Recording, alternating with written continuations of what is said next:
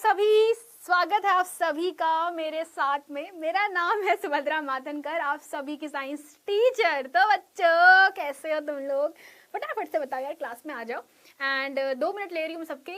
आपको पता है कि यूपी बोर्ड का रिजल्ट आया, इवन दो झारखंड और बिहार बोर्ड के रिजल्ट आ चुके हैं। और मेरे पास में जो रिजल्ट बच्चों ने शेयर किया है, बहुत ही तारीफ वाला रिजल्ट है बच्चों। इस बार बताते हुए खुशियां हो रही है मेरे को कि 95% कॉमन हो गया डाउटनेट में। यस, 95% कॉमन हो गया। मतलब इतने बच्चे, 25 बच्चे अप्रोक्सीमेट हमारे पास में लिस्ट है जो कि 95% से ज्यादा, मतलब 95 स्कोर कर रहे हैं। तो अब सोचो 25 बच्चे 95% वाले हैं, तो 94, 93, 92 वाले कितने होंगे। मतलब बहुत खुशी हो रही है ना, एकदम सीना ठोक के बोल सकते हैं कि भाई हमने मेहनत करवाई थी और बच्चे लोगों ने अच्छे रिजल्ट लाए हैं, है ना। 95% हवे में नहीं बोलते, हमने बोला भी और करके भी दिखाया है। ठीक है, सभी को गुड इवनिंग, राधे राधे राधे राधे। हाँ जी, तो कैसी हमारी पलटन मैम? हाँ, टॉपर तो प्राची निगम है, आई नो दैट। बहुत बढ़िया यार, मतलब बच्ची के 98.5 परसेंटाइल थे। बहुत बढ़िया रिजल्ट रहा यार इस बार यूपी बोर्ड का। मतलब क्या ही बोलूं मैं, बच्चे लोग इतने होशियार हो चुके हैं ना आजकल। कंपटीशन देखो तुम, 95 पे 25 बच्चे हम लोगों ने यूं ही निकाल लिए थे, वो भी हमारे बैच के बच्चे, कोई दूसरी बच्चे नहीं। फ्री बैच की भी बात नहीं कर रही हूँ बेटा, हमारे पास में 95 वाले बहुत बच्चे थे। 95.16, 95%, 95.5% वाले बच्चे काफी सारे थे। बट अब सोचो ना कि कंपटीशन कितना ज्यादा हो गया कि 95 पे इतने सारे बच्चे हैं। मैंने उन बच्चों से बात करी है जिनका 1 नंबर से बेटा डिस्ट्रिक्ट टॉप या स्टेट टॉप करने से रह गए। तुम सोचो 1 नंबर से, यानी एक नंबर मैटर करता है भाई। अगर तुम लोगों ने अभी भी अपने आप को बहुत मैम कर लेंगे ना, साल भर है पढ़ लेंगे, ऐसा सोच के बैठे हो ना, तो तुम नहीं पढ़ पाओगे। और बता दो आपको, इस बार जो रिजल्ट है वो दहाड़ बैच के और उम्मीद बैच के बच्चों से बहुत अच्छा आया है, जो कि हमारे पुराने बैच के बच्चे थे। मतलब जो बैच हमने फरवरी में और अप्रैल मई में चालू कर दिया था, ये उन बैचेस के बच्चे थे और काफी अच्छा रिजल्ट लेकर आए हैं। तो मैं यही बोलूंगी बेटा कि इन लोगों ने साल भर पढ़ाई करी है और तुम लोग भी साल भर पढ़ाई करो मस्त तरीके से। ठीक है, कोई भी ऊपर नीचे मत करो यार। देखो मुझे पता है कि अभी से पढ़ के ऐसा मैम क्या ही उखाड़ लेंगे एंड फलाना ठिकाना। ठीक है, तो ये सारी चीजें सोचना बंद कर दो। ठीक है बेटा, सुबह नहीं चल रही है बेटा, सुबह नहीं हुई है। देखो देखो, फिर यहाँ पर आए कुछ बच्चे, मैडम नाम ले लो नाम ले लो। अरे बच्चों एक बात बताओ, जब तुम टॉप करोगे, तुम्हारी नाम नहीं पूरा वीडियो चलाएंगे भाई, वीडियो चलाएंगे हम लोग, है ना। ठीक है, 97.5 परसेंटाइल, सॉरी 97.1 या 2 परसेंटाइल तक के अब तक के हम लोगों ने देखे जो रिजल्ट है उसमें हो गए। और बहुत बच्चे यार, आधे बच्चों से कांटेक्ट भी नहीं हो पाया हमारा। ठीक है, हाँ जी, गुड इवनिंग सबको। एक बार फटाफट से, एक बार शेयर करो फटाफट से और क्लास को चालू करे, चालू कर दे। नहीं नहीं, मैं नाम किसी का नहीं ले रही, नाम लूंगी एग्जाम के बाद रिजल्ट आने पर। ठीक है, ठीक है।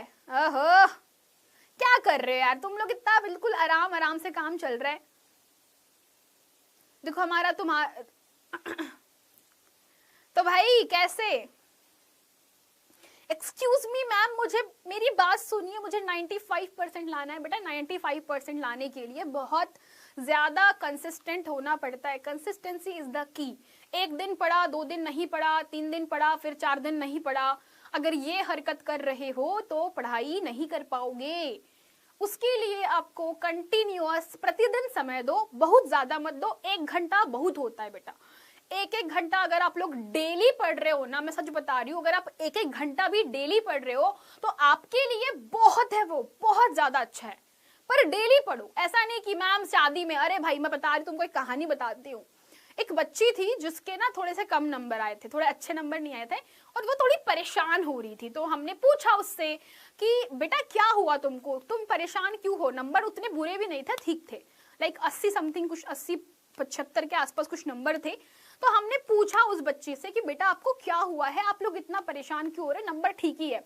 तो कहती है कि मैम हम ना शादी में चले गए थे, इसीलिए हम पढ़ नहीं पाए और नंबर कम आए। मुझे एक बात बताओ, मुझे बताओ एक बात, कि तुम लोग भी अगर शादी में जाओगे तो पढ़ाई कैसे करोगे? टेल मी, कहां से करोगे तुम लोग? हाँ हाँ, 99.99 लेकर आओगा, मैं तो चाहती हूँ। तो बेटा या तो शादी देख लो या तो फिर तुम लोग पढ़ाई देख लो। बहुत ऑनेस्ट बात बता रही हूँ, घर की शादी में भी उतना ही मतलब इन्वॉल्व हो जितना जरूरत है, क्योंकि शादी किसी न किसी की होगी घर के अंदर, ठीक है। बट याद रखो कि क्लास 10th दोबारा रिपीट नहीं होगी, शादी भले ही ऊपर नीचे हो सकती है, शादी में नहीं जाएंगे, है ना। और हेल्थ का ध्यान रखना। चलो, तो पुरानी बातें याद है किसी को कि भूल गए?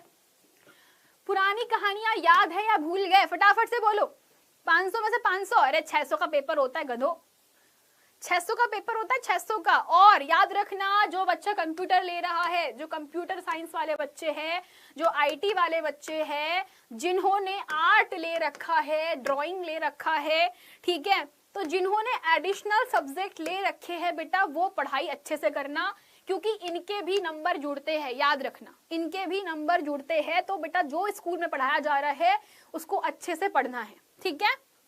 चलो, याद है ना पक्का?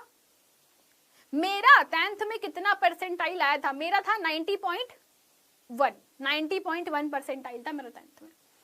मुझे याद है 500 नहीं ऐसे कुछ नाम, ऐसे कुछ 551 समथिंग कुछ नंबर आए थे मेरे, 551 या 541 कुछ नंबर आए थे मेरे टोटल, ठीक है, 600 में से। और मेरे को पता है मेरे नंबर आए थे इंग्लिश में 75, अदरवाइज बहुत अच्छे नंबर थे मेरे। दुख हुआ था बहुत, बट ठीक है। तो चलो चालू करें। तो अब रिवीजन के लिए एक छोटा सा क्विज करते हैं और फिर क्लास को आगे बढ़ाते हैं, ठीक है।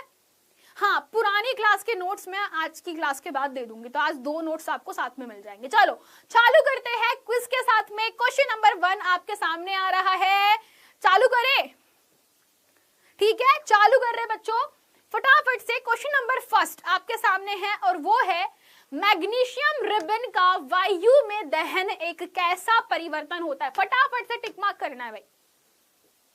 हाँ जी,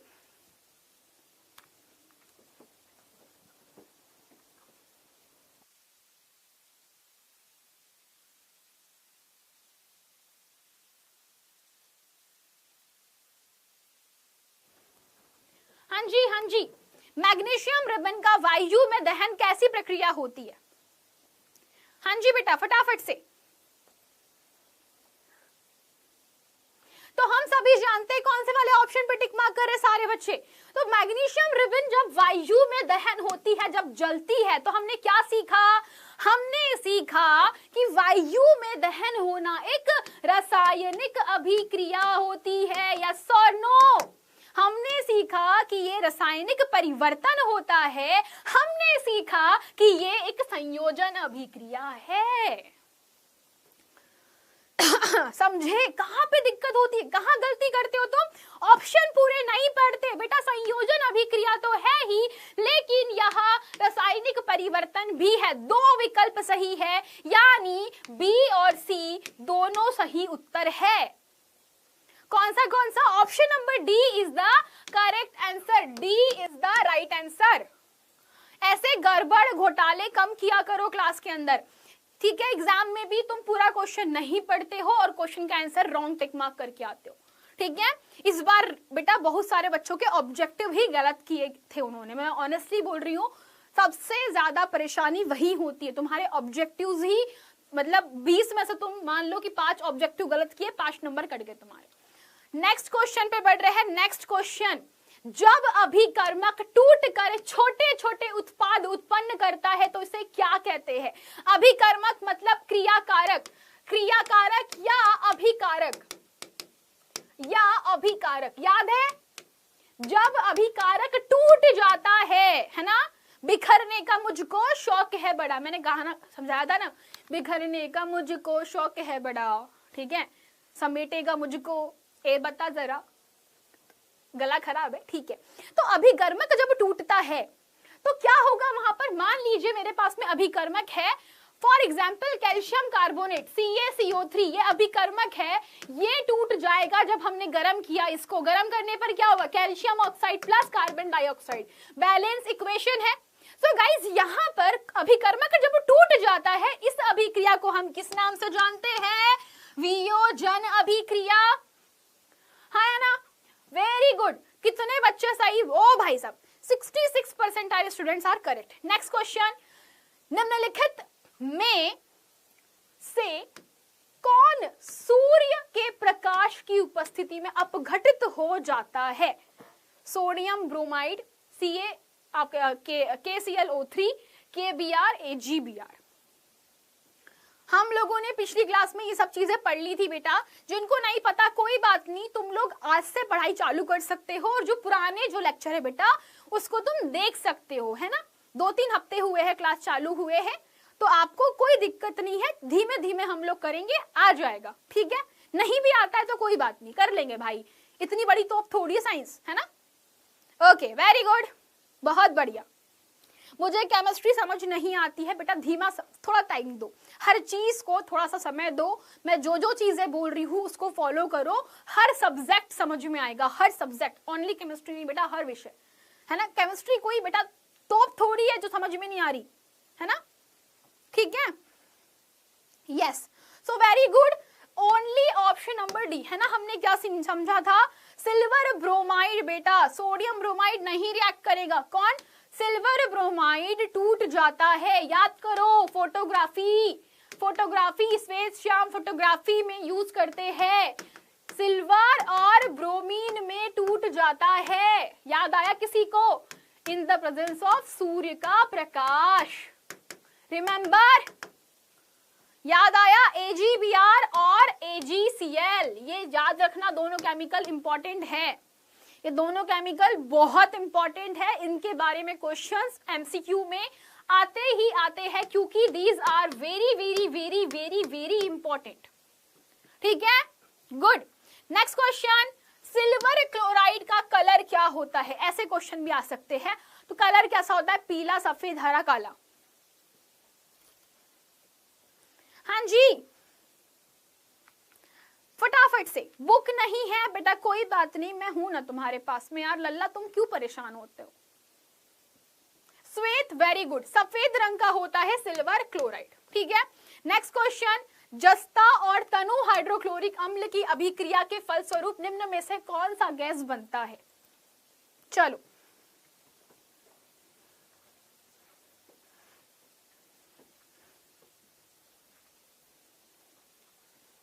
जस्ता मतलब कि जिंक। जिंक की रिएक्शन किसके साथ में हो रही है बेटा? तनु हाइड्रोक्लोरिक अम्ल। तनु हाइड्रोक्लोरिक अम्ल इज HCl। जब रिएक्शन हुआ तो क्या बोल रहा है कि हमारे पास में कौन सी गैस निकलती है? तो जब जिंक हाइड्रोक्लोरिक अम्ल के साथ रिएक्शन करेगा, हमेशा बच्चा ZnCl2 के साथ निकलेगी हाइड्रोजन गैस। कौन सी गैस निकलेगी? हाइड्रोजन गैस निकलेगी। Remember this, very important, very very important, repeated question है, बट यहाँ पर H2SO4 आ जाता है अम्ल में, ठीक है। वेरी इंपॉर्टेंट क्वेश्चन, तो हम लोग लिखेंगे हाइड्रोजन गैस, ठीक है। नेक्स्ट क्वेश्चन नहीं है आपके पास में, बीच में और भी क्वेश्चन है, बीच में ऐसे बहुत सारे क्वेश्चन है। अब फटाफट से चालू करते हैं। तो बच्चों, कॉपी पेन निकाल लिए, क्लास का टाइम 7 बजे का है, ठीक है।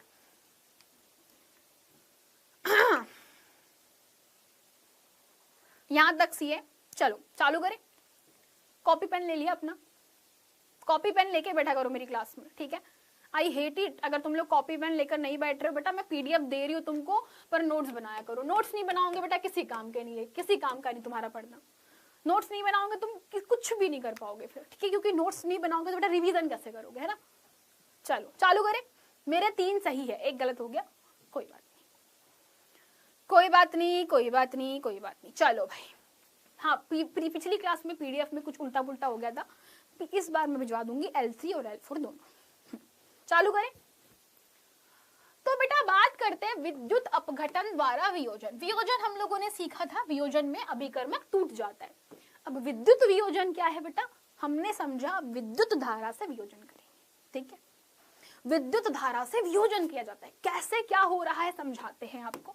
तो बेटा इस वियोजन की जो क्रिया है, इसमें क्या होता है? सिंपल सी बात है, आपने क्या करना है, एक व्यवस्था बनानी है। और वो व्यवस्था क्या होती समझा देती हूं। तो विद्युत धारा द्वारा वियोजन एक और वियोजन का तरीका है जिसमें वियोजित होता है। उदाहरण के लिए हम जल का विद्युत वियोजन समझेंगे। इससे बेटा MCQ क्वेश्चन बनते हैं, मल्टीपल चॉइस क्वेश्चन बनते हैं। यहाँ पर आपसे इसका चित्र बनाने के लिए कहा जा सकता है और आपसे विस्तार में वर्णन करने के लिए कहा जाता है। ठीक है, तो ऐसा भी एग्जाम में आ जाता है, तो तैयार रहना, ठीक है। यस मामा। चलो, तो बच्चों आप समझो इस कहानी को। कहानी क्या होती है कि विद्युत वियोजन हो रहा है, मतलब हमें क्या करना है बेटा, विद्युत अपघटन में हमें किसकी आवश्यकता पड़ेगी, हमें आवश्यकता पड़ती है बैटरी की। बैटरी मतलब विद्युत, है ना, बैटरी से हमें विद्युत मिलती है ना, तो हमें विद्युत की आवश्यकता है। अब हम लोग क्या करते हैं बच्चा, आप सब लोग ध्यान से सुनना, हम एक व्यवस्था बनाते हैं। विद्युत वियोजन का एक सबसे पहला रूल होता है, दैट रूल एक प्रायोगिक व्यवस्था तैयार करना, एक प्रायोगिक व्यवस्था बनाना। ये व्यवस्था क्या होती है, कुछ गलत लिखा क्या मैंने, व्यवस्था, ठीक है, तो ये होती है एक छोटी सी व्यवस्था। मेरी हिंदी थोड़ी सी देखना है ना, एक व्यवस्था बना रहे हो, इसमें क्या होता है, सब लोग सुनना ध्यान से। एक ऐसी व्यवस्था होती है जिसमें आप लोग क्या कर रहे हो बच्चा, जो भी पदार्थ वियोजित करना है उसको एज ए इलेक्ट्रोलाइट के रूप में प्रयोग करते हैं, ठीक है। यानी कि मान लीजिए जो भी, जैसे पानी है, तो पानी का हम लोग क्या करेंगे, यहाँ पे यूज करेंगे एज ए इलेक्ट्रोलाइट, हल्का सा इसमें H2SO4 डाल देते हैं तो कि यहाँ पर कंडक्टिविटी बनी रहे। अब पानी को क्या करेंगे मैडम, पानी का क्या करना है, पानी में विद्युत धारा प्रवाहित करेंगे। हम पानी में क्या करेंगे जी, पानी में विद्युत धारा प्रवाहित करेंगे, बस कुछ नहीं करना, विद्युत धारा प्रवाहित करना है। कैसे करोगे, बैटरी की मदद से। अरे भाई बैटरी बैटरी बैटरी बैटरी, हमने ली बैटरी, बैटरी ऐसी होती है ना बैटरी। अब बैटरी से हमने क्या कर दिया बेटा, दो छड़ जोड़ दी, बैटरी से हमने दो छड़ लगा दी। छड़ कैसी होती है बेटा, अब छड़ क्या होता है समझाओ, ये विद्युत सुचालक छड़ होती है। ये कैसी होती है, दो छड़े हैं और ये विद्युत सुचालक छड़े होती है। सुचालक मतलब समझते हो ना बेटा, सुचालक क्या होता है, सुचालक जिससे विद्युत धारा होके जाती है वही सुचालक हो गया। तो बैटरी है, बैटरी से हम लोगों ने क्या कर दिया, हमने जोड़ दी दो चालक छड़े। अब जो चालक छड़ होती है, इनके कुछ नाम होंगे ना। अब ऐसा थोड़ी बोलेंगे दो विद्युत सुचालक छड़े होती है, इनको क्या बोलते हैं, अंग्रेजी में बोलते हैं इसको इलेक्ट्रोड। ऐसी छड़, छड़ को अंग्रेजी में क्या बोलते हैं, देखो यहाँ पे, छड़ को अंग्रेजी में बोलते हैं रॉड, और जिसमें विद्युत धारा प्रवाहित हो उसको क्या बोलते हैं, इलेक्ट्रोड। ऐसे याद रखो, ठीक है। क्या बोलोगे, छड़ को अंग्रेजी में कहते हैं रॉड, जिसमें विद्युत धारा प्रवाहित हो उसे क्या कहते हैं, इलेक्ट्रोड, है कि नहीं, ठीक है। जिस छड़ में विद्युत धारा प्रवाहित हो उसे हम लोग क्या बोलेंगे, इलेक्ट्रोड। ऐसे याद रखोगे, ठीक है।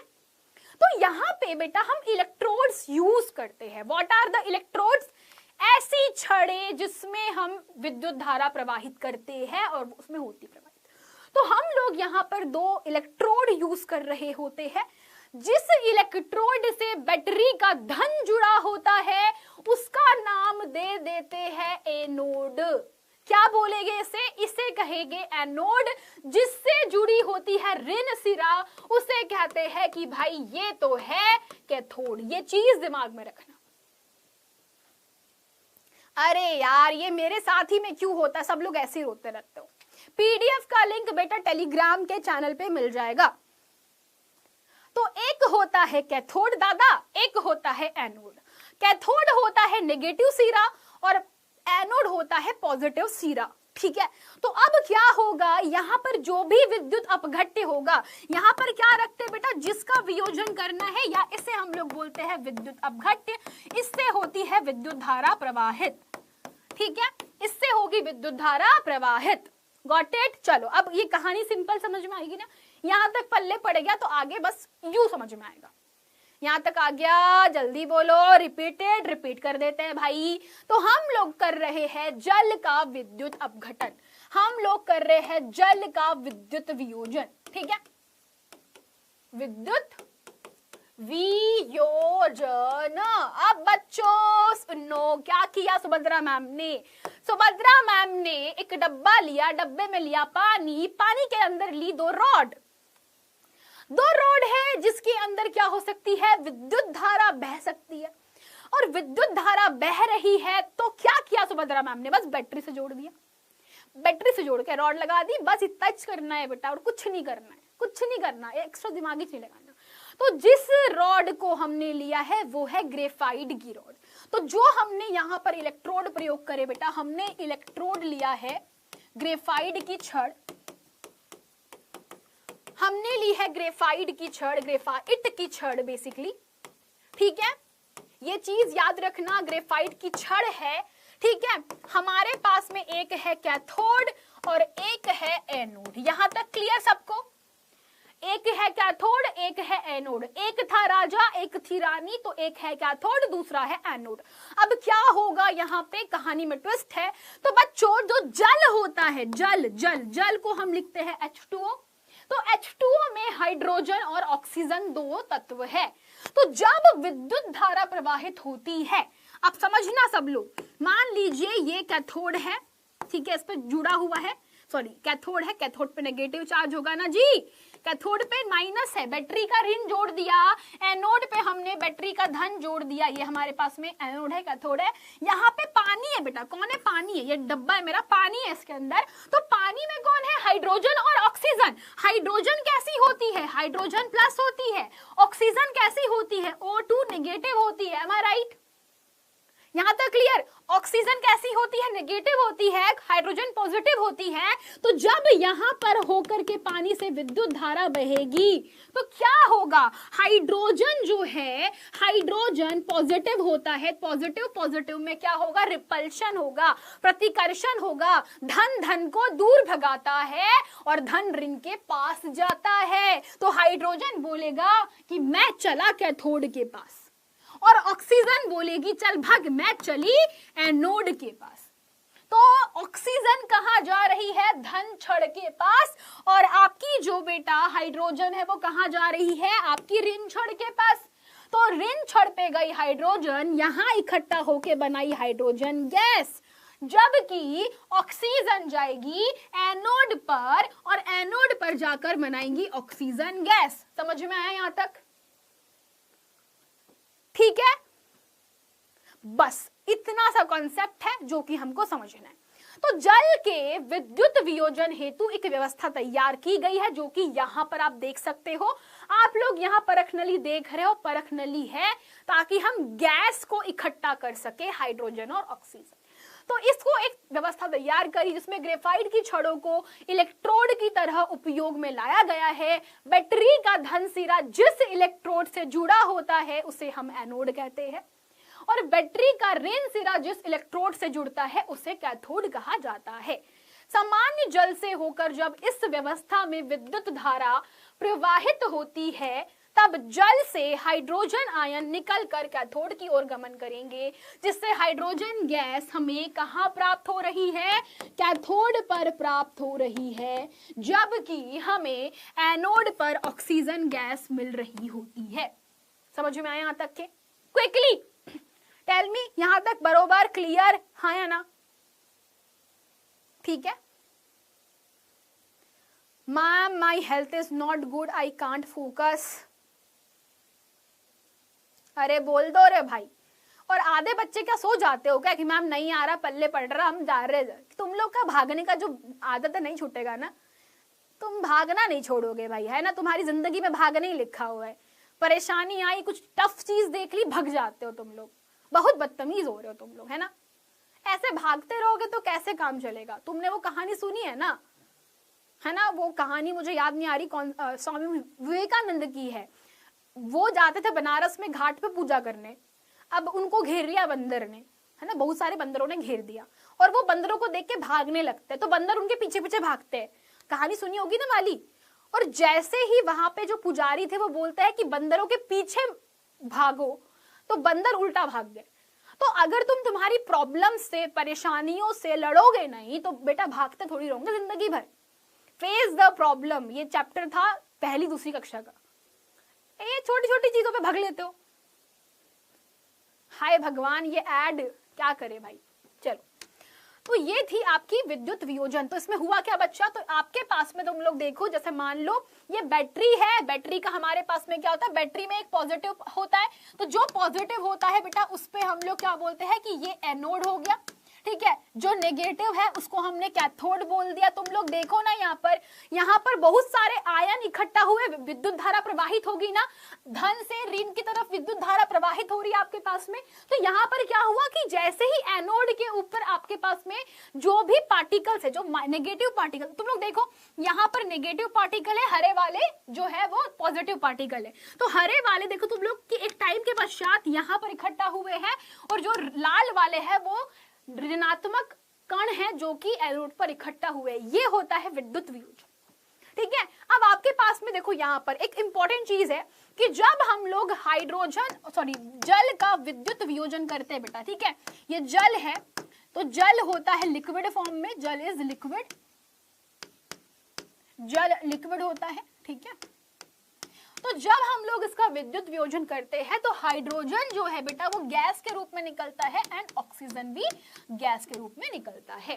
संतुलित कर दो इसको, संतुलित करोगे 2 हाइड्रोजन 2 हाइड्रोजन 2 ऑक्सीजन। अब होता क्या है, आप लोग यहाँ पर देखो, ये जल का विद्युत वियोजन का प्रायोगिक व्यवस्था है। आप लोग देख सकते हो कि आपके पास में एक परख नली में गैस ज्यादा है, दूसरी परख नली में गैस कम है। तो जिसमें गैस कम होती है वो ऑक्सीजन होती है। तुम लोग खुद देखो भाई, तुम लोग खुद देखो, यहाँ पर तुम्हारे पास ऑक्सीजन है, यहाँ पर हाइड्रोजन गैस है। देखो तुम लोग, जितनी ऑक्सीजन उससे डबल हाइड्रोजन। ऐसा क्यों? क्योंकि तुम समीकरण में देखो, तुम लोग समीकरण में देखो भाई, समीकरण के हिसाब से जब 2 हाइड्रोजन के कण मुक्त होते हैं, जब 2 हाइड्रोजन मुक्त हुई तब जाकर एक ऑक्सीजन मुक्त होती है। इसीलिए परख नली में तुम देखो यहाँ पे हाइड्रोजन गैस ज्यादा है, ऑक्सीजन गैस कम होती है। देखो समीकरण कितना ज्ञान दे देते हैं, एक समीकरण से तुम कितना ज्ञान ले सकते हो, ले लिया करो। तो यहाँ पे हमें पता चल रहा है कि जब 2 हाइड्रोजन के कण मुक्त हुए तब जाके ऑक्सीजन का एक कण मुक्त होता है। अतः कहा जाता है कि इस वियोजन में हाइड्रोजन और ऑक्सीजन 2:1 मोल के अनुपात में मुक्त होते हैं। Important, very very very very very very important, बहुत रिपीटेड क्वेश्चन है, मोस्ट रिपीटेड क्वेश्चन है।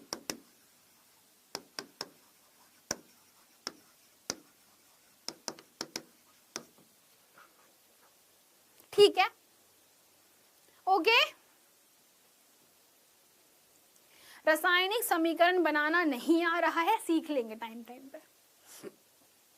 यहां तक क्लियर? बेटा ग्रेफाइट का रासायनिक सूत्र नहीं होता, वो कार्बन होता है ना। ग्रेफाइट जो होता है बेसिकली, ग्रेफाइट कार्बन के अपर रूप कहलाता है। बेसिकली कार्बन होता है ग्रेफाइट, तो कार्बन का ही एक अपर रूप है, एक रूप होता है। तुम लोग चैप्टर नंबर 4 में पढ़ोगे, तो कार्बन का ही हिस्सा होता है, इसे हम लोग सी से लिखते हैं। ग्रेफाइट को हम लोग सी से लिखते हैं, ठीक है, सी लिखते हैं, ठीक है, ओके। इंग्लिश मीडियम स्टूडेंट्स के लिए खुशखबरी तो मैंने आपको पहले बता दी थी कि जो बच्चा हमारी क्लास में इंग्लिश मीडियम का विद्यार्थी है वो बच्चा classes Doubtnut class 10th English medium पे जाके अटेंड कर सकता है बच्चा। वहां पर आपकी इंग्लिश मीडियम की क्लासेस चालू हो चुकी है। ओके, चलो आगे बढ़े। तो ये था विद्युत वियोजन। एक छोटा सा क्विज कर ले। चलो क्विज है बच्चों आपके सामने, फटाफट से क्विज कर लेते हैं। क्वेश्चन नंबर 1 क्विज कर ले। Quiz quiz quiz. मैम समीकरण में प्रॉब्लम हो रहा है, समझ गई मैं। समीकरण को अपन देखते सॉल्व करेंगे, धीमे धीमे सीखेंगे बेटा। देखो एक दिन में तुम नहीं सीख सकते, तुम चांद पर नहीं पहुंच सकते। मेरी बात सुनो यार, थोड़ा समय दो ना, थोड़ा सा टाइम दो और प्रैक्टिस करो थोड़ा सा। जो मैं पढ़ा रही हूँ ना, तुम नोट्स लिख लो बेटा, मैं बता रही हूँ इतना काफी है, और एक बार रिविजन मार लो, ठीक है। चलो क्विज करते हैं। क्वेश्चन नंबर 1 नहीं, डायमंड विद्युत का कुछ अलग होता है। पहला क्वेश्चन, जल के विद्युत वियोजन में हाइड्रोजन और ऑक्सीजन के मोलों का अनुपात कितना होता है? फटाफट से, अब भी पढ़ा अपन ने। हाँ बेटा, UP board, Bihar board, Haryana board, Rajasthan board, MP board, Chhattisgarh board, ठीक है, कोई और बोर्ड, झारखंड बोर्ड जिसमें हिंदी मीडियम में पढ़ाया जाता है। असम वाले बच्चे भी पढ़ रहे हैं मेरे पास में। तो जहां पर हिंदी मीडियम है वहां तक आपके टीचर्स हिंदी मीडियम के बच्चों को पढ़ा रहे हैं, वो भी फ्री में। तो हमने क्या सीखा, 2:1 में हमने हाइड्रोजन और ऑक्सीजन के मोलों का अनुपात प्राप्त किया। एक छोटा सा ट्रिक क्वेश्चन पूछती हूँ, एक ट्रिक क्वेश्चन पूछूं, अगर मैंने यहां पर बेटा ऐसा लिखा,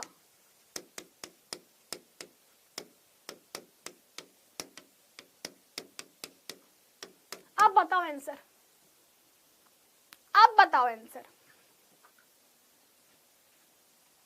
फटाफट। Now tell me the answer. 1:2। Very good. याद रखना ऑक्सीजन एंड हाइड्रोजन का रेशियो बोला है तो 1:2 हो जाएगा। अगर H2O पूछा है तो 2:1 रहेगा। सीक्वेंस चेंज करने पर आपका मोल का सीक्वेंस भी बदल जाएगा। ठीक है, दोनों चीजें याद रखना। अक्सर होता है कई बार आपको चूना लगाने के लिए एग्जाम में ऐसा कर देते हैं, वैसे होता तो नहीं है बट हाँ कभी कभी किसी का दिमाग सटियाया तो लिख देता है भाई, है ना। तुम्हारे बोर्ड वाले कभी कभी किसी किसी का दिमाग ऊपर नीचे होता रहता है तो ऐसा भी काम कर देते हैं। चलो नेक्स्ट क्वेश्चन। जल के विद्युत वियोजन में हाइड्रोजन गैस प्राप्त की जाती है इलेक्ट्रोड पर, कैथोड पर, एनोड पर, ग्रेफाइट की छड़ पर।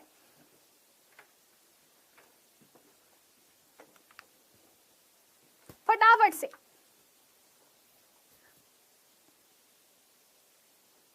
सोच के जवाब देना, सोच समझ कर जवाब दीजिएगा। जल के विद्युत वियोजन में हाइड्रोजन गैस प्राप्त की जाती है, कहां प्राप्त करते हो? सोचो सोचो, ABCD, तुक्के मत मारो। अरे भाई तुक्के मत मारो। हाइड्रोजन कैसी होती है? धनात्मक होती है, दिमाग में ये रखो। हाइड्रोजन प्लस है, ठीक है, ऑक्सीजन नेगेटिव है, तो प्लस कहां जाएगा? किसके पास जाएगा? जो ऋण होगा, ऋणात्मक छड़ पर जाएगा। ऋणात्मक छड़ कौन होती है? कैथोड होती है। रटना छोड़ दो मेरे बच्चों, तुम दिमाग से खेला करो। तुम जिस दिन रटना छोड़ दोगे उस दिन तुम बहुत आगे जाओगे। रटना बंद करो, रटोगे तो अब तुम्हारा बेड़ा गर्क होगा। अब रटना नहीं है, समझना है, ठीक है। तो ऑक्सीजन जो है वो कहाँ मिलेगी? ये ऋण है, ऋण किधर जाएगी? उछलते उछलते। अरे धन कहाँ है? तो ये धन के पास जाएंगी। धन कौन सी छड़ होती है? इसे हम एनोड कहते हैं। बस इतना दिमाग में रखना। समझ में आ गया? यस मैम, है ना। तो ऋणात्मक चीजें कहाँ जाएगी? उड़ उड़ के धनात्मक के पास। धनात्मक कहाँ जाएगी? ऋणात्मक के पास, क्योंकि अपोजिट अट्रैक्ट्स, है ना। फिजिक्स में सीखा था ना, फिजिक्स में सीखते हैं ना, चुंबक में अपोजिट अट्रैक्ट्स, है ना।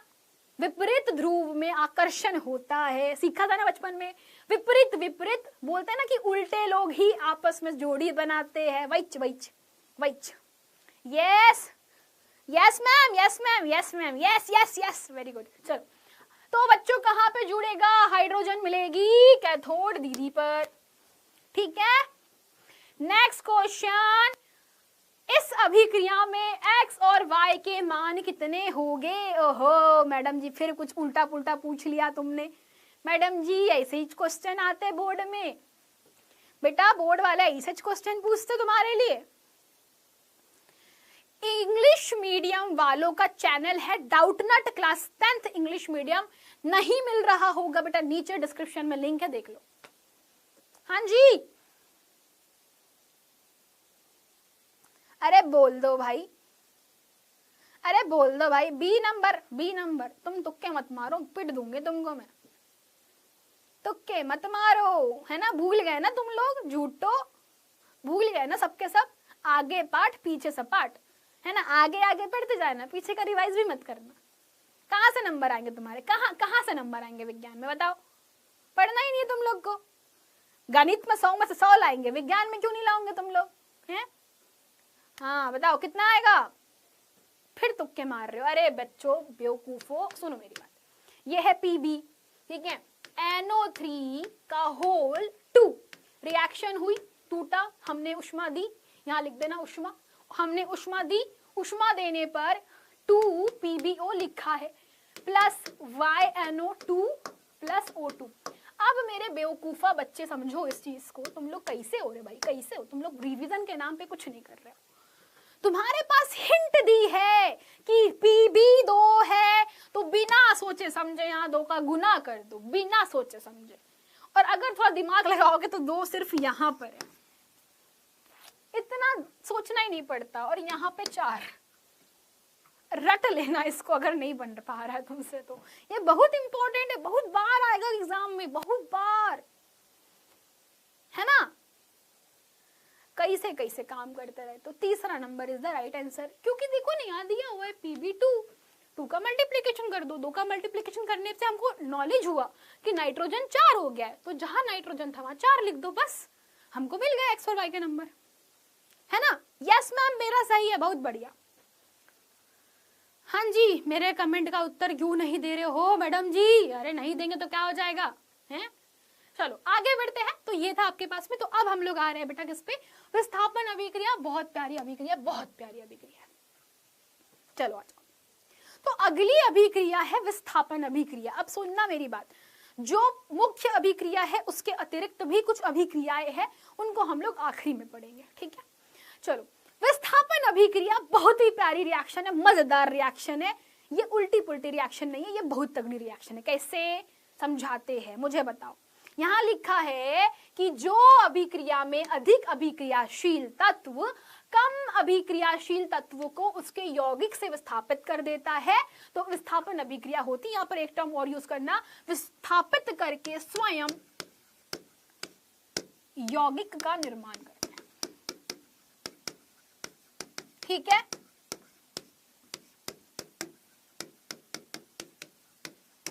ठीक है, चलो अब समझाती हूं कैसे हुआ। बहुत प्यारी रिएक्शन है। तो बेटा यहाँ पर समझो जंगल का राजा कौन, इसको पहले एक समीकरण समझाती हूँ। फॉर एग्जाम्पल मेरे पास में कोई यौगिक है, ए कोई तत्व है, ए लोहा, चांदी, सोना, पोटेशियम, सोडियम, कुछ भी हो सकता है। तो ये कोई क्रियाशील तत्व है और इसका रिएक्शन BC नाम के किसी यौगिक से हो रहा है, ठीक है। तो बेटा जो A है वो क्या करेगा, यहां पर B को खुद हटा देगा। A ने B को धक्का मार के बाहर कर दिया और जाकर के C से जुड़ गया। A ने B को अलग कर दिया, घर से निकाल दिया, उसके खुद के घर से निकाल दिया, है ना। B को खुद के घर से निकाल दिया और जाके C के साथ में A रहने लग गया। तो यहां पे हमारे पास बन गया AC नाम का यौगिक और B अलग हो गया है। कोई सिंगल है? हाँ सिंगल है, यही सब पूछना होता है तुमको। सिंगल है, मिंगल है, झिंगल है। तो बच्चों भूत है क्या, समझाती हूँ कहानी। मान लो ये लायन है, लायन पता है ना तुमको, लायन मतलब शेर, नहीं पता तुमको? शेर। तो A है शेर, ठीक है। मान लो ये हिरन है ना, B हिरन है, और मान लो कि C गिद्ध है, ठीक है। ये B हिरन है और ये गिद्ध है, ठीक है। तो हिरन और गिद्ध बहुत अच्छे दोस्त हैं। A शेर है, हिरन और गिद्ध बहुत अच्छे दोस्त है, परंतु चूंकि हिरन कमजोर है तो लायन ने क्या किया, शेर ने क्या किया, हिरन को हटा दिया, मार दिया और जा करके गिद्ध से दोस्ती कर ली, है ना। तो गिद्ध और अब शेर दोस्त हो गए और B को भगा दिया। ऐसा ही होता है ना, ऐसा ही होता है ना। जंगल में तो जंगल का राजा कौन? शेर। तो यही बात है। तो मैडम अब हम कैसे पता करेंगे? अब ये क्वेश्चन होगा मैम लायन कौन है, हम कैसे पता करें? तो शेर की पहचान करने की अल्टीमेट ट्रिक वो है ये। तो इसे कहते हैं तत्वों की अभिक्रियाशीलता श्रेणी। ये कैसे प्रयोग में लाई जाती है समझाती हूँ, कैसे यूज करोगे इसको समझाती हूँ one by one. For example, एक एग्जाम्पल समझते हैं। एग्जाम्पल के लिए हम लोगों ने एक लोहे की कील को कॉपर सल्फेट के विलयन में डाला।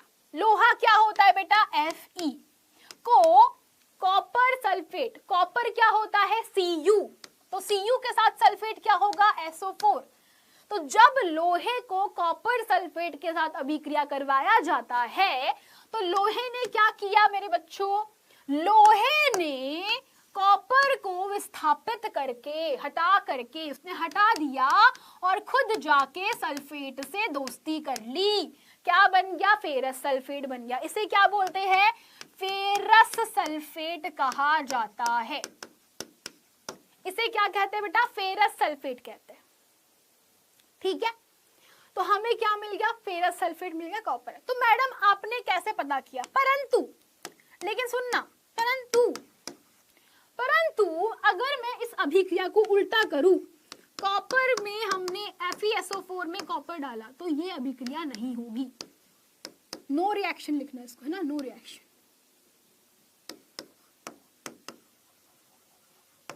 नो रिएक्शन बाबू भैया, नो रिएक्शन बाबू भैया। क्यों, अब यहां रिएक्शन क्यों नहीं हो रही मैडम, ये उल्टी रिएक्शन क्यों नहीं हो रही, क्योंकि कॉपर कम क्रियाशील है। कॉपर कम क्रियाशील है तो कम क्रियाशील ज्यादा क्रियाशील को हटा ही नहीं सकता। तो ये क्रियाशीलता कैसे पता करते बेटा, इस रिएक्शन, इस सारणी से। इस सारणी को ध्यान से देखो, इस सारणी में potassium, sodium, calcium, magnesium, aluminium, zinc, लोहा, lead, hydrogen, copper, mercury, silver, gold लिखा हुआ है। तो ये बेटा देखो, जो ऊपर है सबसे ज्यादा, ये शेर है, ये शेर है, ये शेर सबको हटा के यौगिक बना सकता है, लेकिन कोई शेर को नहीं हटा सकता। ठीक है, ऐसे ही अगर मैं सोडियम की बात करूं तो सोडियम इन सबका बाप है, अब इनको कोई नहीं, सोडियम को कोई नहीं हटा सकता। अब मैं बात करती हूँ कैल्शियम की, तो कैल्शियम अब इन सब का बाप है, अब कैल्शियम को यौगिक से कोई नहीं हटा सकता। फॉर एग्जाम्पल समझाती हूँ, मुझे पता है समझ में नहीं आएगा, तो बेटा यहाँ समझना कि पोटेशियम जो है वो ज्यादा अभिक्रियाशील है सोडियम से, फिर कैल्शियम, फिर मैग्नीशियम, फिर आपके पास में एल्यूमिनियम, फिर जिंक, ठीक है, फिर लेड, फिर लोहा, फिर कॉपर, सॉरी फिर हाइड्रोजन एंड कॉपर।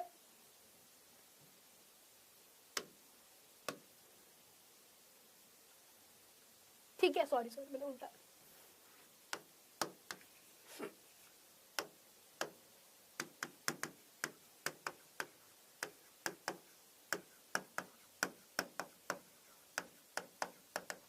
चलो सब लोग समझना इस चीज को।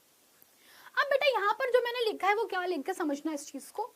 अगर मैं कोई भी यौगिक, अगर मैं इतने जो यहाँ पे लिखे हुए तत्व इनका कोई भी यौगिक, फॉर एग्जाम्पल मैंने यहाँ पर लिखा है लाइक एल्यूमिनियम लिया, ठीक है, तो मैंने अगर एल्यूमिनियम का मान लो कि Al2SO4 है, ठीक है, एल्यूमिनियम सल्फेट है Al2SO4 का होल 3, इसको अगर पोटेशियम के साथ अभिक्रिया करवाया तो पोटेशियम एल्यूमिनियम को हटा सकता है, लेकिन एल्यूमिनियम पोटेशियम को नहीं हटा सकता, क्योंकि पोटेशियम ज्यादा अभिक्रियाशील है एल्यूमिनियम से। तो जो ज्यादा अभिक्रियाशील है वो कम अभिक्रियाशील सबको हटा सकता है, लेकिन कोई इसको नहीं हटा सकता।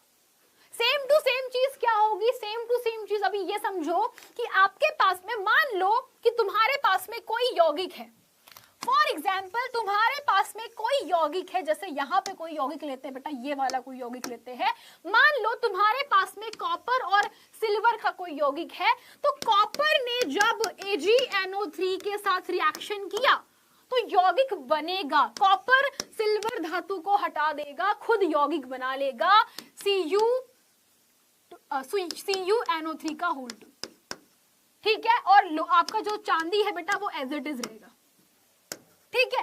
तो यहाँ पर क्या हुआ, चांदी को विस्थापित कर दिया, यौगिक का निर्माण हो गया, ठीक है, लेकिन अगर मैंने बोला कि सिल्वर धातु को कॉपर नाइट्रेट के सॉल्यूशन में डालो तो रिएक्शन नहीं होगी, there will be no reaction, there will be no reaction. ऐसा क्यों होगा, ऐसा क्यों होगा, क्योंकि भाई चांदी थोड़ी अभिक्रियाशील है, कॉपर है तो जो ज्यादा अभिक्रियाशील है उसने विस्थापित कर दिया, ठीक है। तो अब मैं आपसे क्वेश्चन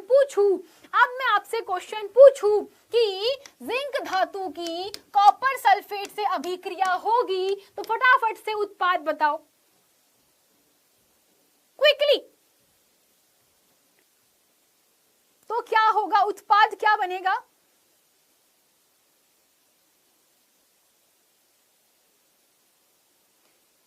हाँ जी क्विकली फटाफट से बोलो।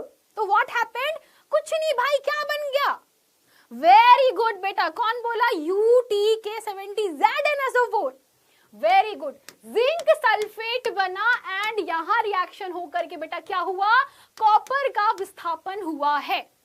ऐसे ही एक क्वेश्चन पूछती हूं, क्या होगा जब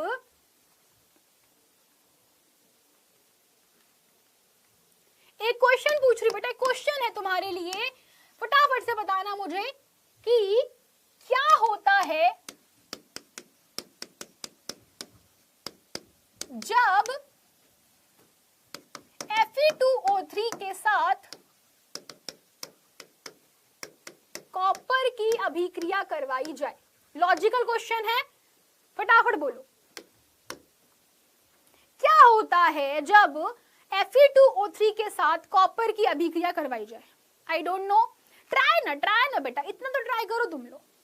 वेरी गुड आदर्श, बहुत बढ़िया। Neeraj very good. No reaction, there will be no reaction, ये अभिक्रिया नहीं होगी। नो रिएक्शन, नो अभिक्रिया, क्योंकि कॉपर तो कम अभिक्रियाशील है, जिसके तरफ मूल ज्यादा है वो हट ही नहीं सकता कॉपर से। ठीक है, ये चीज बिल्कुल नोट कर लेना भाई, नोट कर लेना। तुम लोग यही गलती करते हो और फिर एग्जाम में एकदम अच्छी चीज गलत करके आते हो।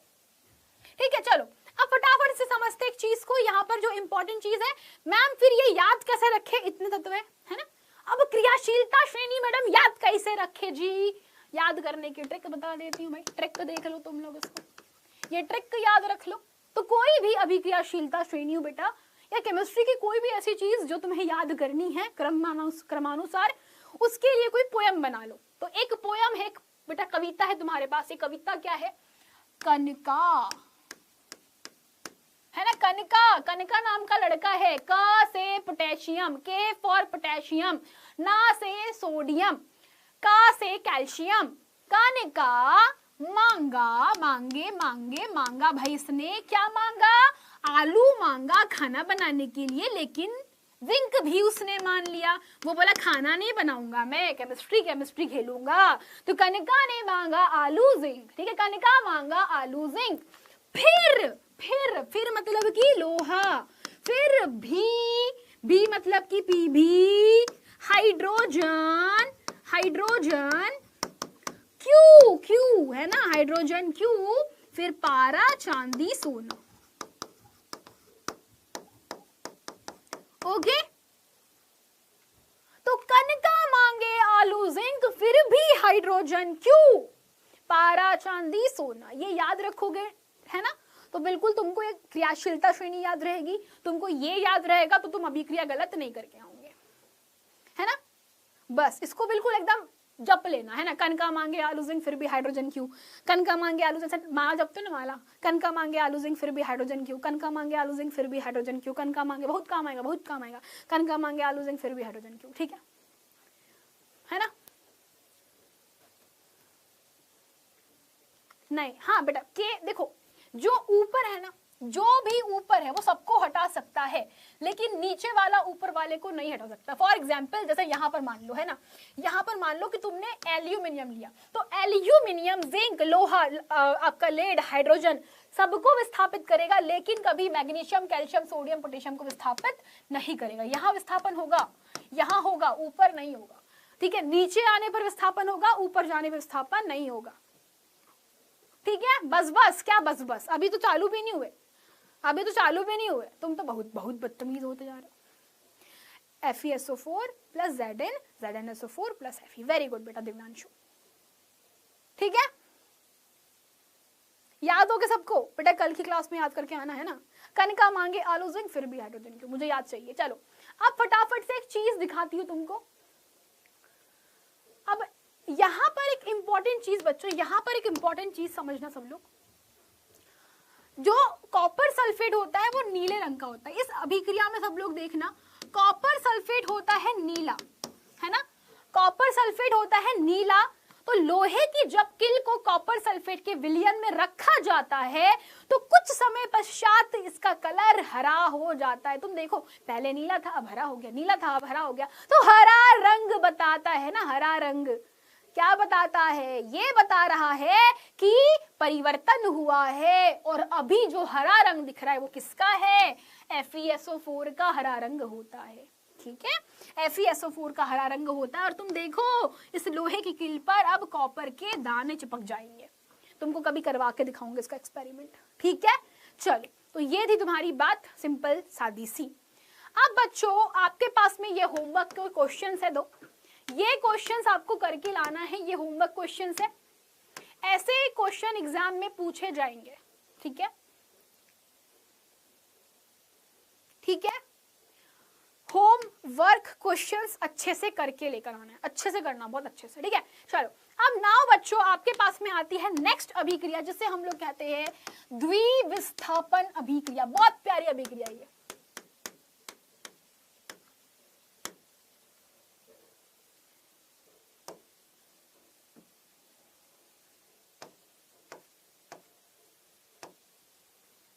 चलो बच्चों, एक बहुत प्यारी अभिक्रिया है, इसका नाम है बेटा द्विविस्थापन अभिक्रिया। ठीक है, बहुत प्यारी अभिक्रिया, द्विविस्थापन अभिक्रिया। अब यहाँ पर क्या हो रहा है? विस्थापन हो रहा है, लेकिन कैसे होता है बेटा? यहाँ पर विस्थापन होता है आयनों के आदान प्रदान। सब लोग सुनना बेटा, यहाँ पर जो विस्थापन होता है वो किसके कारण होता है? आयनों के आदान प्रदान से होता है।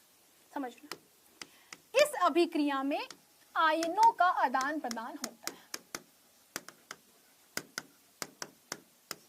अभिकारक में आयनों के आदान प्रदान से यौगिक बनता है। ठीक है,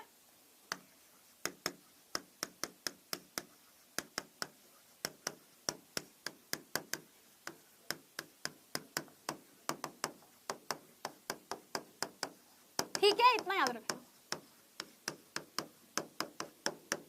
चलो जी, क्या हो रहा है यहाँ पर? आयनों का आदान प्रदान। अब कैसे होता है? फॉर एग्जाम्पल समझना इस चीज को। सबको पता है, अगर मैं बात कर रही हूँ, मान लो दो एक यौगिक है AB + CD। ठीक है, मेरे पास में एक यौगिक है AB + CD। सबको पता है A पॉजिटिव होता है, B नेगेटिव होता है। यहाँ पर क्या होगा बेटा? C positive, D negative. इसमें किसी को डाउट है? फटाफट बोलो भाई, फटाफट बोलो।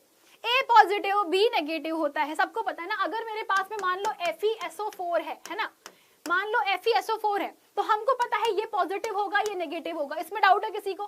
सबको पता है ये पॉजिटिव है, ये नेगेटिव है। तो एक हिस्सा पॉजिटिव होता है, एक हिस्सा नेगेटिव होता है, एक धन होता है, एक ऋण होता है। सबको पता है ना, ये जो आयन ही तो है ना।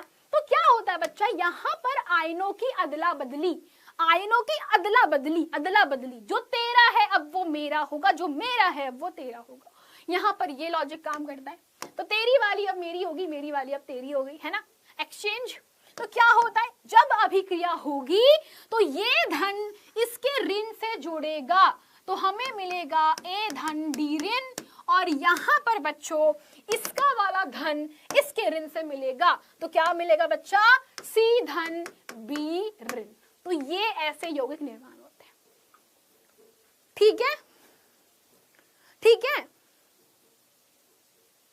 So what happens? सुपर ना सुपर डुपर अभिक्रिया है। तो अभी एग्जांपल लेते हैं।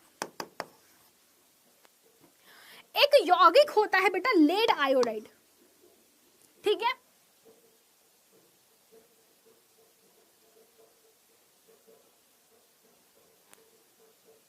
चलो एक एग्जांपल लेते हैं बेटा। तो एक हमारे पास में अभिक्रिया होती है लेड नाइट्रेट। नाम सुना है ना इसका तुमने? Lead nitrate.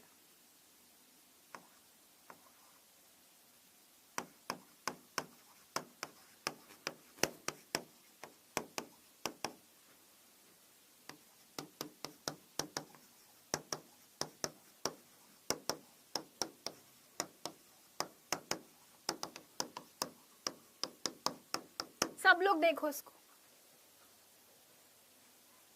PbNO3, दिव्यांशु गलत कर रहे हो। PbNO3 का क्या? Whole two. सभी लोग देखो PbNO, ये इंपॉर्टेंट रिएक्शन है, very very important. VV IMP।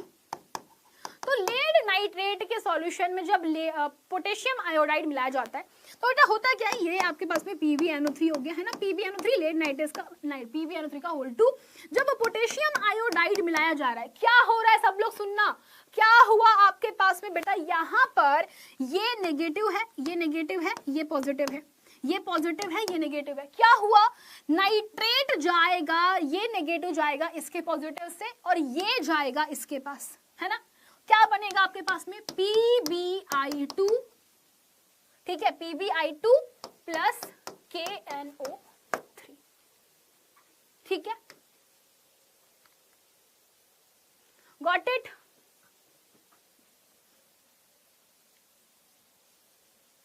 ठीक है,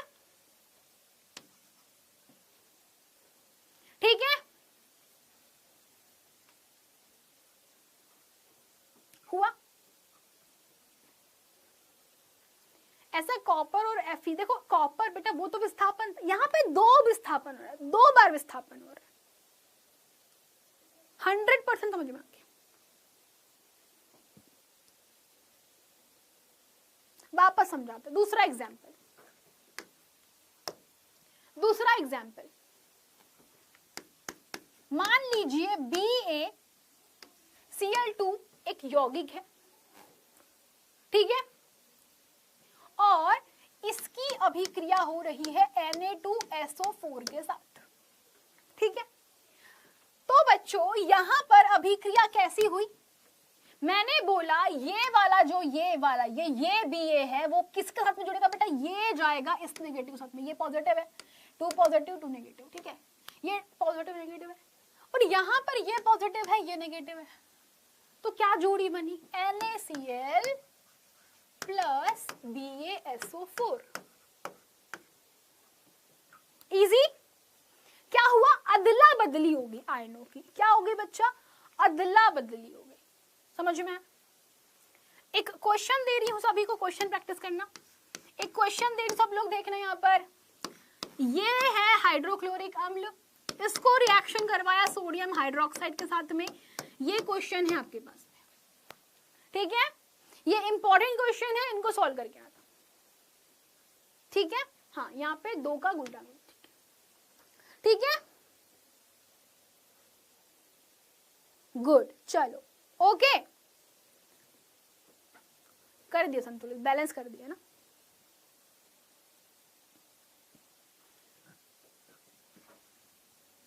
यहां पर कुछ मुझे इंपॉर्टेंट चीज बतानी थी आपको, लेकिन वो आप कल की क्लास में बताएंगे, है ना, चलो, तो इतना बस आपको याद रख लेना है, that's it for today, homework जो दिया है क्वेश्चन सॉल्व करना है आपको, ठीक है, ये क्वेश्चन आपको सॉल्व करना है, ठीक है, ये क्वेश्चन आपको दे दिया मैंने, इसको आपको सॉल्व करना है और बताना मुझे कैसे सॉल्व किया, आंसर कमेंट सेक्शन में जरूर देना, एंड मैंने एक और होमवर्क दिया है आपको, ये वाला, this is also important question, ठीक है, ये क्वेश्चन आप लोग को सॉल्व करने, अब बच्चों सब लोग ध्यान रखना, ठीक है, कि अब तक हमने जो पढ़ा है बहुत प्यारा पढ़ा है, अब हमारे पास में कुछ इंपॉर्टेंट चीजें नेक्स्ट क्लास में थोड़ी सी लेवल की चीज पढ़ने वाले हैं ना, नेक्स्ट क्लास में हम कुछ एक्स्ट्रा रिएक्शन पढ़ेंगे, एक्स्ट्रा अभिक्रिया पढ़ेंगे, प्लस रेडॉक्स रिएक्शन,